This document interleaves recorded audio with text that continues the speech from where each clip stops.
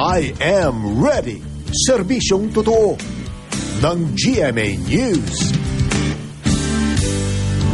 Isang malamig na umaga pa rin sa inyo mga kapuso. Lalo pa ba kayo nang maluktot sa kumot?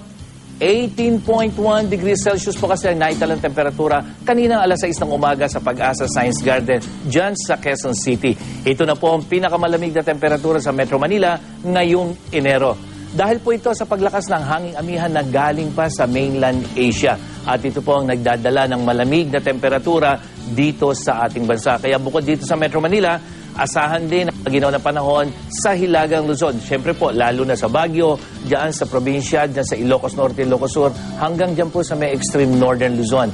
At sa Mount Pulag nga po, dyan sa Benguet, bumagsak na sa 0 degrees Celsius ang temperatura. Kaya sa mga mountaineer, doble ingat po at magsuot ng makapal na damit panlaban sa matinding lamig.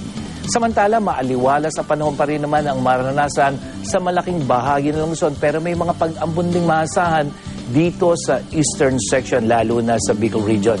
At patuloy naman makakaranas ang pagulan ang eastern section at gitnang bahagi ng Visayas na ayon sa Pag-asa ay dulot ng diffused tail end ng cold front. Kaya po, maging maingat dito po sa may Samar, Leyte provinces hanggang dyan sa Bohol at Cebu provinces. At sa Mindanao naman, ang eastern at northern section ang magiging paulan.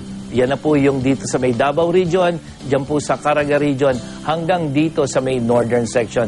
Samantala, nakataas pa rin ang gale warning ng Pag-asa sa mga silang baybayin po ng Luzon, Visayas at Mindanao hanggang dito sa hilagang baybayin ng Luzon. At makikita sa wave map ng Weather Central na posibleng umabot po ng 3 metro ang taas ng mga alon. Kaya iwasan po munang pumalaw dyan. At para sa iba pang impormasyon tungkol sa lagay ng panahon, bisitahin lang ang website at Facebook page ng GMA Weather.